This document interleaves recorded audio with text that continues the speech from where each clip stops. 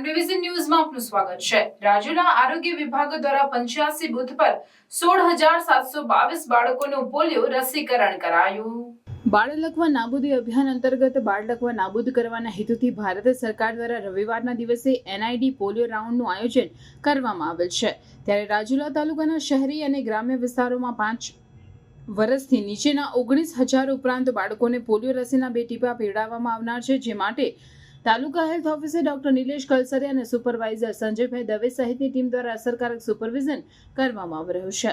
Pulse polio રસીકરણ કામગીરીની શરૂઆત રાજુલા તાલુકાના ડોડિયા ગામે અગ્રણી કનુભાઈ પોપટ અને ભગુભાઈ નકુમના હસ્તે કરાઈ હતી, જેમાં પ્રથમ દિવસે 85 બૂથ પર આરોગ્ય કર્મચારી, આશા બહેનો અને આંગણવાડી કાર્યકરોની ટીમ દ્વારા 16,722 બાળકોનું રસીકરણ કરવામાં સફળતા મળેલ હોવાનું taluka health officer doctor Nilesh Kalsariya દ્વારા જણાવેલ।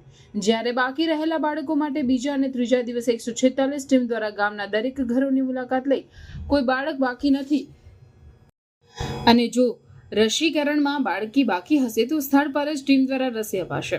જ્યારે હાઈસ્ટિક વિસ્તાર, વાડી વિસ્તાર, ઈટોના ભઠ્ઠાઓ તેમજ બાંધકામ ચાલતા હોય તેવા વિસ્તારમાં 8 મોબાઈલ ટીમ અને લોક સમૂહવાળા વિસ્તારોમાં 4 ટ્રાન્ઝિટ ટીમ દ્વારા રાજુલા આરોગ્ય વિભાગ દ્વારા કામગીરી કરવામાં આવી રહી હોવાનું યાદીમાં જણાવેલ છે।